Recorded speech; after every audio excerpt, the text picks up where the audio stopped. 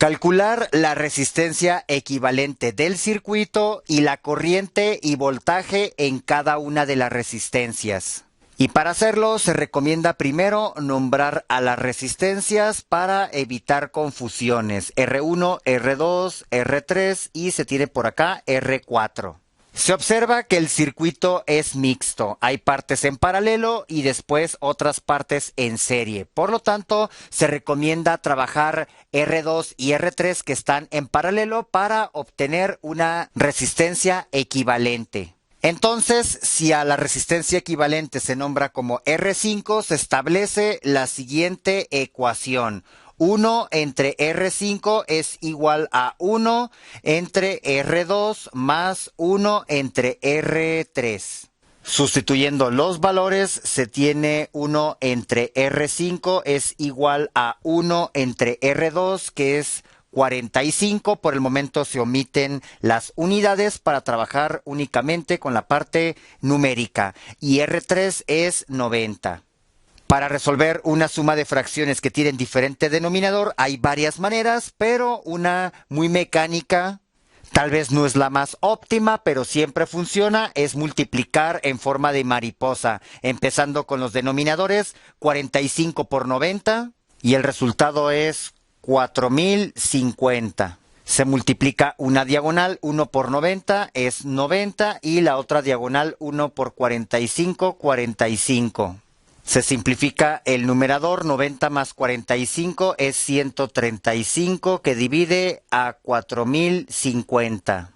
Después se observa que se puede dividir entre 5 tanto en la parte del numerador y denominador. Luego se puede dividir entre 9 en la parte del numerador y denominador.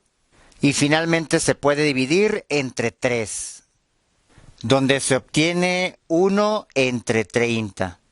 Y siempre es recomendable hacer esta simplificación de la fracción para trabajar siempre con números pequeños.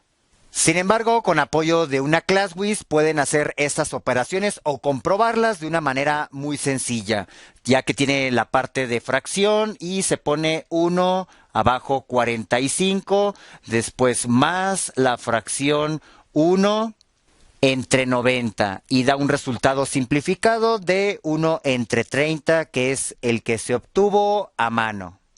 Y supongamos que ustedes nada más tienen problemas en la parte de la simplificación, no hay problema, la calculadora les puede ayudar a simplificar fracciones. Ponemos fracción, en este caso 135, que divide a 4050 y siempre al ponerla se presiona igual y te da su versión simplificada.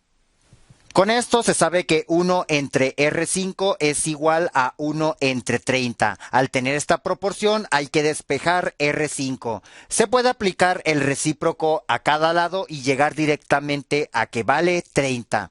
Sin embargo, a veces puede haber números distintos de 1 en la parte del numerador y para decirles un procedimiento que siempre va a funcionar, se multiplica cruzado, se llega a otra ecuación que ya no tiene fracciones. Se recomienda empezar con la diagonal donde está la incógnita, en este caso R5 por 1 es R5 y del otro lado 1 por 30 es 30.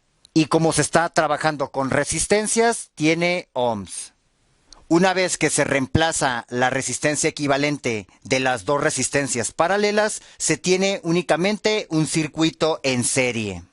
Así que sumando las tres resistencias se puede conocer la resistencia total del circuito.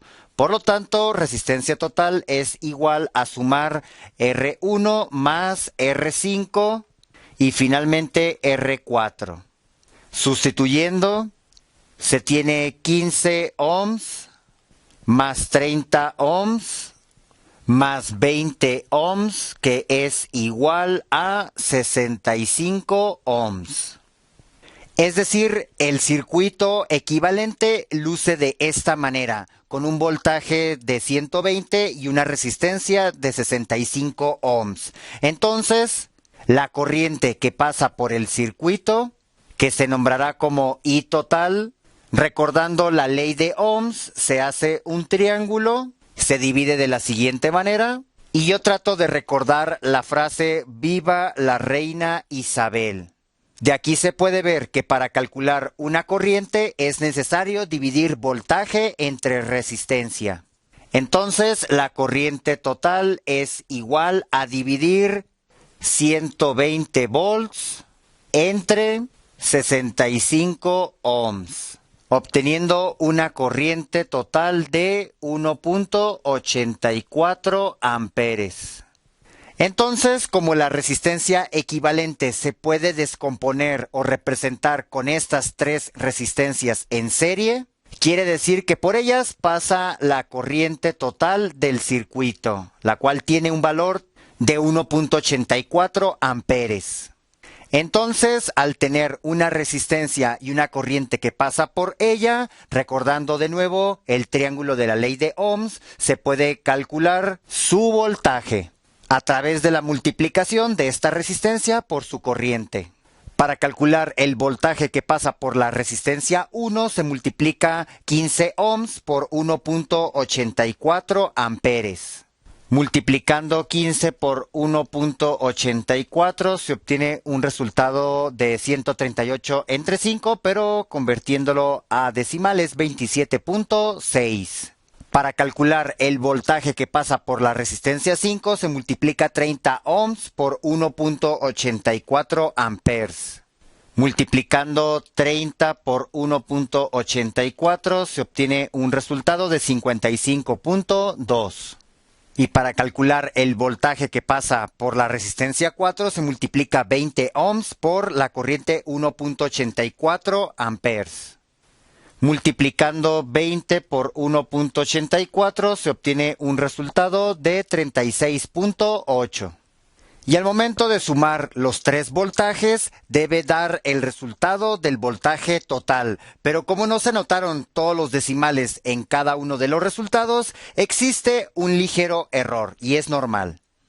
Por otra parte, la resistencia de 30 ohms es equivalente a tener dos resistencias en paralelo, una de 45 y otra de 90 ohms, las cuales también por estar en paralelo tienen el mismo voltaje de 55.2 volts.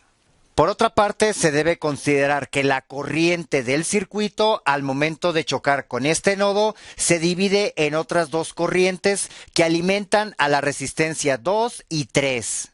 Y al momento de chocar con el nodo en la parte de abajo, se suman y completan nuevamente la corriente total del circuito. Para calcular una corriente se tiene que dividir voltaje entre resistencia. Entonces, para calcular la corriente que pasa en la resistencia 2, se tiene que dividir el voltaje, que es 55.2 volts, entre la resistencia. Haciendo la división se obtiene un resultado igual a 1.22. Y para calcular la corriente que pasa por la resistencia número 3, se divide el voltaje, que es el mismo, entre la resistencia que equivale a 90 ohms.